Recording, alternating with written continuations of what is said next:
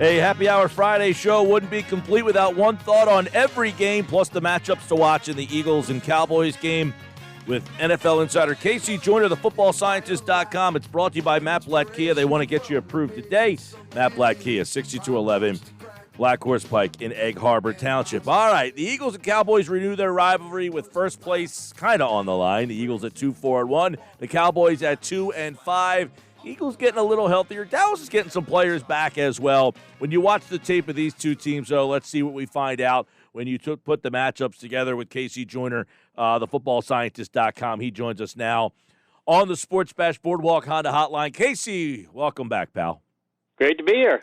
All right, so Eagles-Cowboys, this is usually for first place. It is again, but it has a lot different feel. Let's start off with this Cowboys offensive line. Now, they're going to get some help back here, but their tackles have been an absolute mess. So when you look at that matchup, the Eagles defense, Jim Schwartz doesn't like to blitz a whole heck of a lot, but you got this offensive line that's a mess, and it looks like Ben DiNucci playing quarterback here. So how's that matchup look? Yeah, it doesn't look very good. I mean, it's if I'm the Eagles, yeah, you don't want to blitz, but it's a rookie quarterback. If you get the opportunity to do so, I think you have to do it just because – if I'm the Cowboys, I'm looking at them going, okay, their passing game has already been abysmal to begin with. They're not playing very well in the passing game. They can't pass block very well. They obviously cannot be able to run very well against the Eagles, or at least not with any consistency. I'm just looking at it going, if I'm the Eagles, I want to get out in front of the Cowboys team as fast as I possibly can. So I'm going to throw we don't blitz a lot out the door and say, whatever we get an opportunity, blitz to formation, whatever we think we've got an opportunity to get after Nucci, if they want to throw, we want to make sure we're getting in his face because we think he can make mistakes. I'm as aggressive as I can be this week. Now, if they do throw, we know Slay was brought in here, and he has fared very well with Amari Cooper, who has killed the Eagles in the past. You got CeeDee Lamb against Avonte Maddox here, but the Eagles secondary should be able to hold up against Ben DiNucci, you would think, even though the Cowboys have good weapons. Yeah, they should. I mean, Slay's allowing 7.6 yards per target so far this year per Pro Football Reference. It's a good number. It's improving. In fact, the whole Eagles defense has basically been improving. I worry, though, about Roby Coleman. His numbers have not been improving, or they've been more hit and miss. So if I'm the Cowboys, if I'm looking at one particular matchup that I want to go after, that's probably the one I want to go after because Roby Coleman has been for the first 4 games of the year, he allowed a double-digit yards per target. That's a bad number. You don't want to allow that. The last 3, he's allowed fewer than 6 yards per target, but only got targeted twice in 2 of those games. So look at that going, if I'm the Cowboys, that might be one matchup I might go after. Yep, and I know that the Eagles linebackers have been a problem. Nate Geary's out this week, but the tight end's not a big part of this Cowboys offense, as much as it used to be anyway. No, definitely not. I mean, if they need to find a way. I mean, you feel bad for DiNucci, but he's got players around him. I mean, if you're looking at Cooper, Gallup, and Lamb, if you're just talent-wise, that's probably.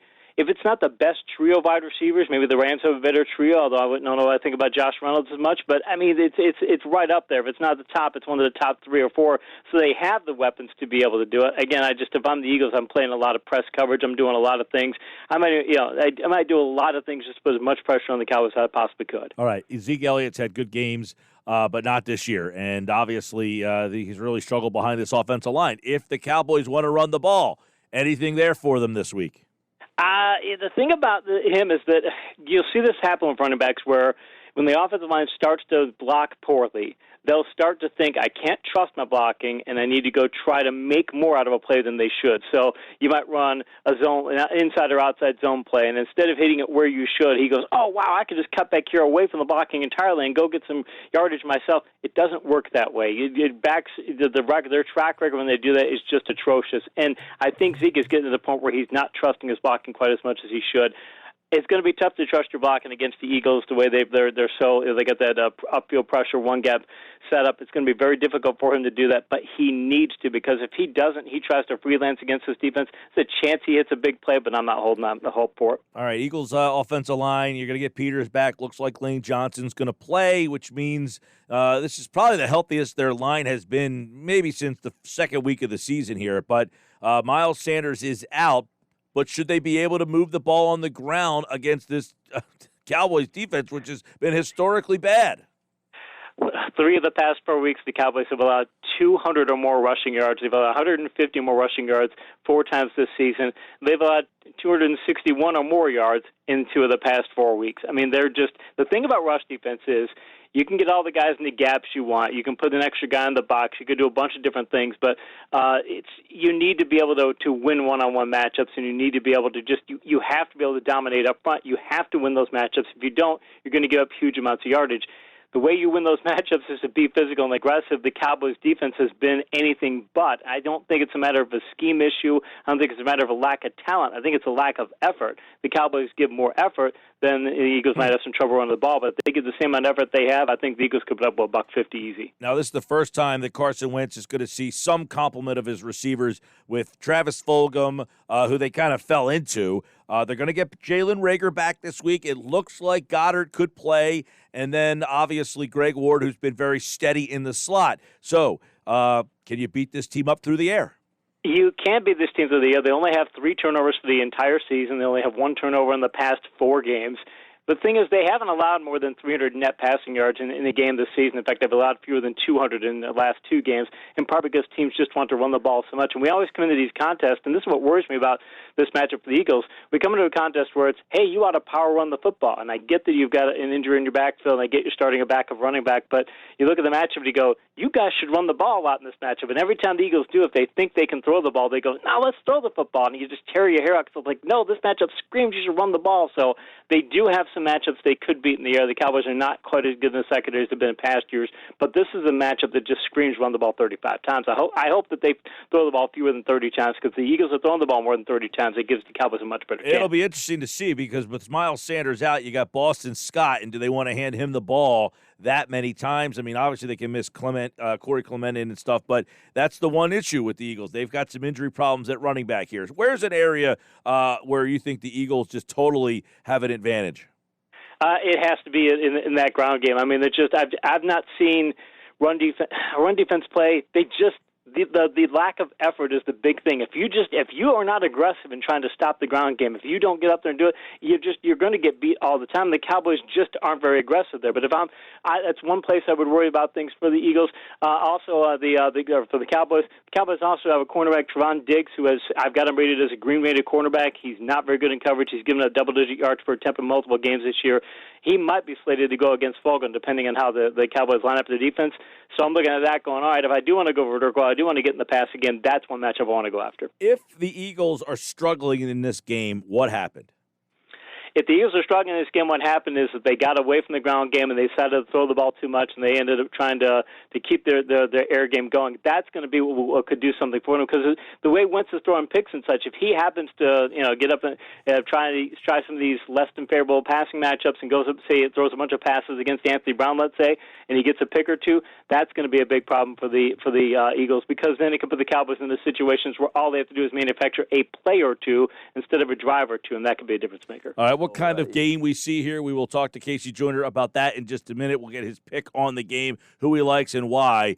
But first, it is time to take a look at one thought on every game in week number 8 of the NFL. It started on Thursday night with a Atlanta win. They go on the road to beat the Carolina Panthers. That was a little bit of a disappointing effort, I thought, by the Panthers last night. They looked tired. It used to be, the past few years, you look at a Thursday night game and go, boy, that team was tired. They weren't really into that matchup. They just didn't. Thursday nights, they're not fired up for it. That's what it looked like last night for the Panthers. They just didn't look like they wanted to be there, and that's a bad sign for, maybe a one-time thing, but you don't want to see that in the future. Yeah, I was pretty surprised. I like Rule. I thought that they put up a lot of points, and Atlanta's defense is bad. They just didn't bring it on Thursday Night Football. All right, let's look at the Sunday slate here with KC Joyner. New England, Buffalo. This is the first time I think I've ever seen New England as an underdog to Buffalo in 25 years. But Buffalo's favored here. They get the home game. It's time to put your foot on the neck of the Patriots if you really want to put the Patriots out of their misery. Yeah, you do. The Patriots' run defense, they've allowed 332 yards in the past 2 games. In New England, outside of that Seattle game, they haven't posted a single contest to 200 net passing yards. They've only scored 28 points over the past 3 games, and they've given up 11 turnovers. Their offense is just horrible. Buffalo teams have figured out how to stop Buffalo. You play a lot of zone defense. Just think you slow down that 3 and 4 wide receiver set, but I don't think it's going to be enough for New England. I'll pick Buffalo. One thought every game. KC Joyner. Tennessee, Cincinnati. Joe Burrow at home. Tennessee coming off of a loss. They got to go on the road, though. Burrow's been good, but the team has not been. No, and Cincinnati's allowed 25 more points in 4 straight games. Plus, the Bengals are going to be missing, I believe it's 3 offensive linemen in this matchup. And Tennessee's defense is not very good, but when you go up in there and you don't have Mixon and you don't have 3 offensive linemen, it's really tough for Burrow. So I'm picking Cincinnati. All right, let's go to next up. It's Vegas and Cleveland. This is an interesting one. 2 franchises who have been a mess. Cleveland obviously is much better this year. No OBJ. Vegas going on the road to Cleveland. Kind of an intriguing matchup here. It is. Cleveland's now, after last week, they've scored 5 games with 32 or more points, and the problem is they've given up 30 or more points on 5 occasions. They give up 72 points in the past 2 weeks. The Silver and Black could keep up in that, but Las Vegas has posted 23 or fewer points in 3 of the last 4 games. So I think it's a high-scoring game, but Cleveland is better suited for that, so I'm going to pick them. Colts are a road favorite heading to Detroit against the Lions, who came off a win last week. It was kind of a weird win. They got it when Atlanta actually scored a touchdown, and it cost them. But the Colts here go on the road as a favorite. Do they get a road win? Todd Gurley was one of the all-time gas, not stopping in the end zone. He even said he was going to do it beforehand.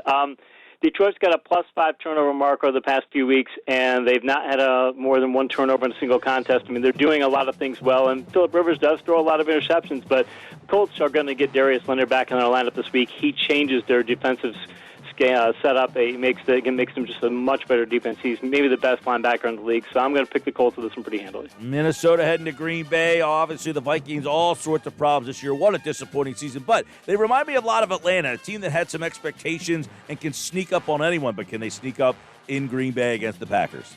Turnovers have been their problem. They've had 3 turnovers, at least they've given up 3 turnovers in 3 of the past 5 games.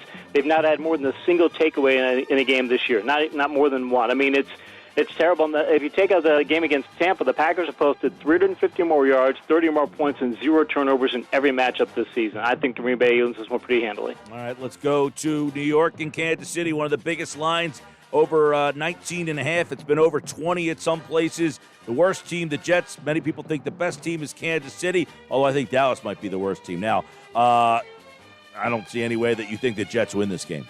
Oh, my God. I do the confidence level picks for Pick Watch, and I never picked games of the 10 confidence level. This is one that I did. It was just, there's so many things that lead that direction. You know, the Jets last week, 190 net offensive passing yards, 91 net passing yards against the Bills defense that hadn't been doing very well, and their defense allowed 400 or more yards for the 3rd time. So I think if this isn't a 21-point blowout or more, I'd be surprised. All right, L.A. heading to Miami. This one's interesting. You got going across the country. Miami's a road underdog in this game, and the debut of Tua.